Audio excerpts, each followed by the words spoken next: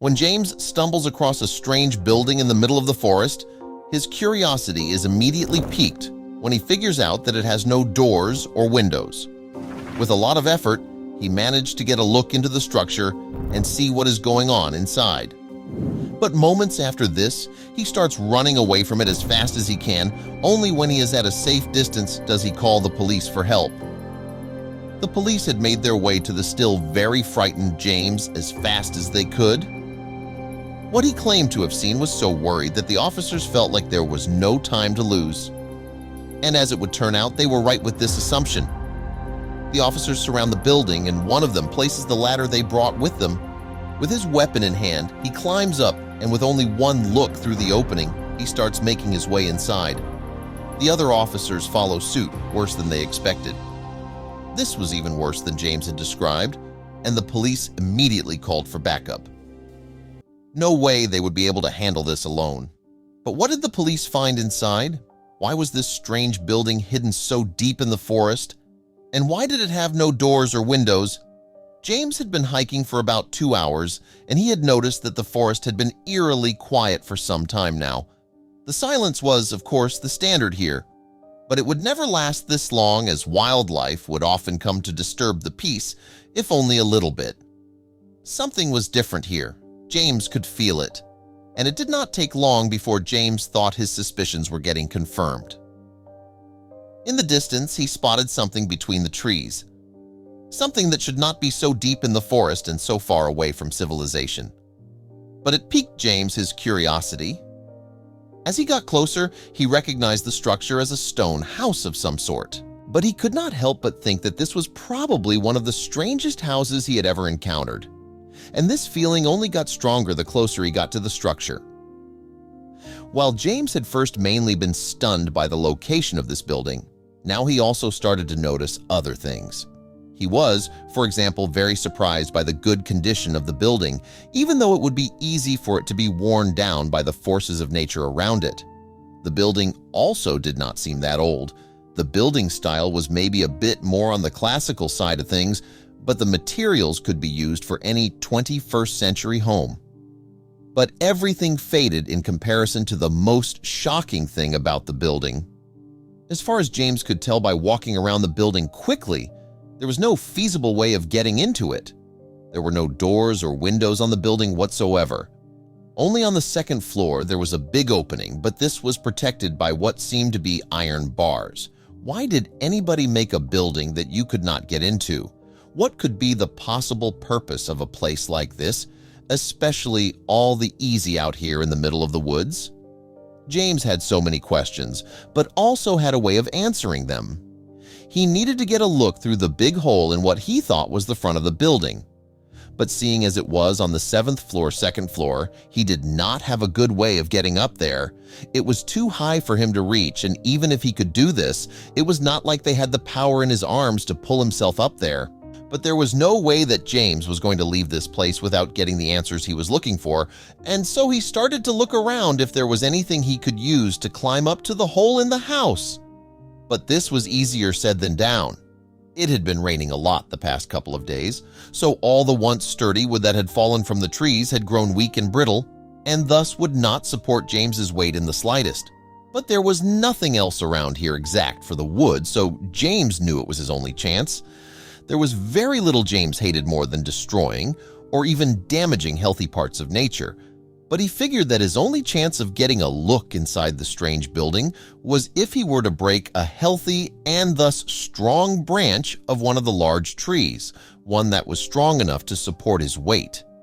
Getting a branch thick and strong enough to do that, breaking off a tree, was no easy task, but with some help from his trusty Swiss Army knife, James managed to cut the branch loose enough for him to kick it off the tree.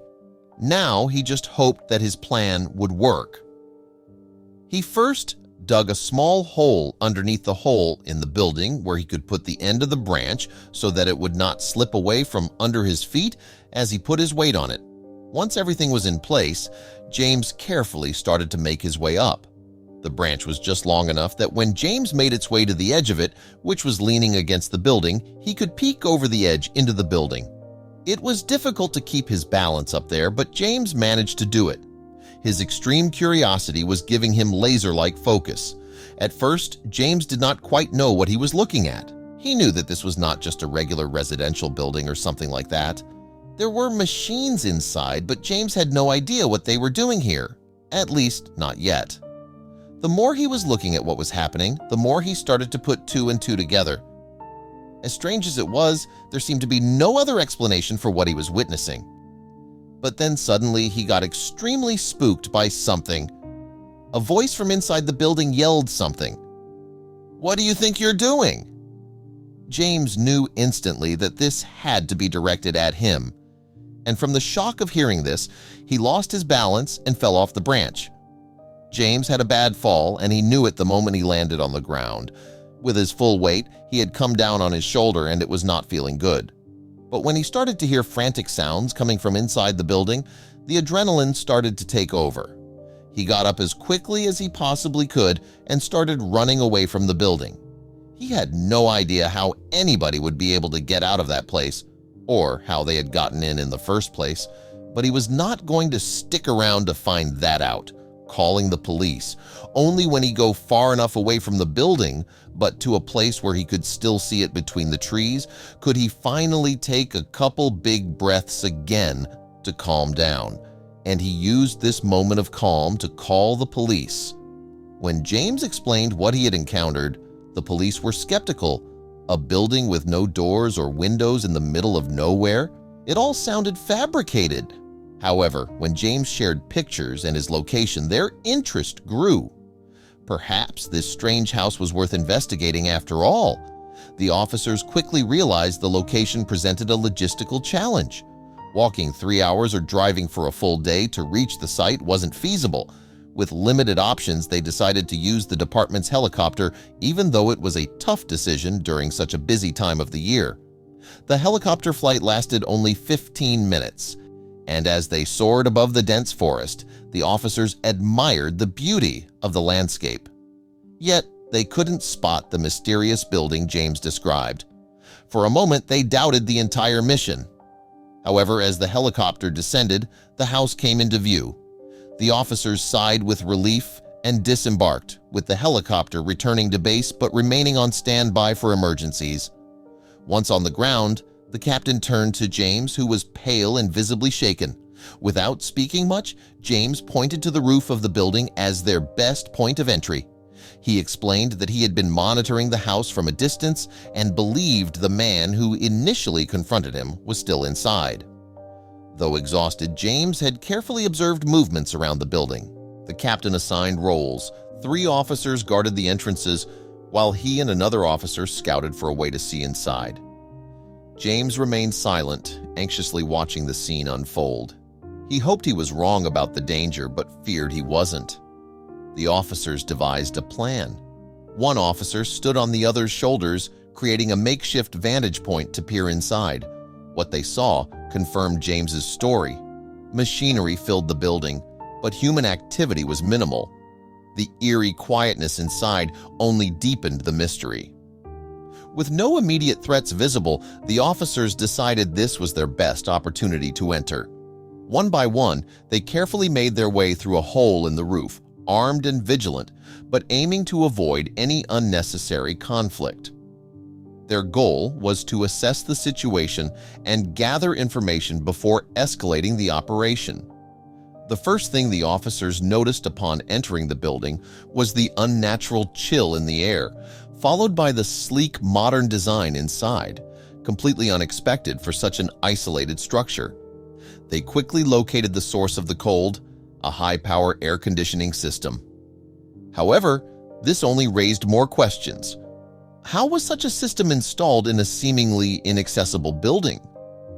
And where were the people James had spotted earlier? As the officers searched further, they noticed signs of a hasty cleanup.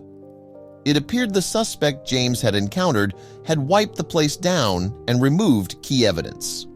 The officers grew increasingly certain the activities here were far from legal. The captain called for specialists to investigate further, but knew the culprits had ample time to escape before backup arrived. Just as their search seemed fruitless, an officer stumbled upon a hidden trapdoor. Beneath it lay a stairway leading deep underground. The loosened latch suggested the suspects had fled in a rush. 2 officers ventured down to investigate and discovered an extensive tunnel, clearly an escape route. The team, sensing an opportunity to catch the culprits, entered the tunnel. Weapons drawn, they hurried through the narrow passage. 10 minutes later, they reached its end, a ramp leading to another hidden building. This time, the trapdoor was newer and properly secured. As they debated their next move, they heard movement below. Someone had just unlatched the door. Acting swiftly, the officers burst through, shouting for anyone present to freeze. Inside, they found a terrified man loading a truck. He surrendered immediately, raising his hands in defeat. It became clear he had been left behind to clear out the operation. During interrogation, the man revealed the full story. The building had once been part of an abandoned factory that lost its permit shortly after construction. Over time, local children rumored it to be a haunted house, which attracted the attention of a group of friends. When they explored it, they discovered the secret building and tunnel. Seeing its potential, they converted it into a base for an illegal crypto mining operation.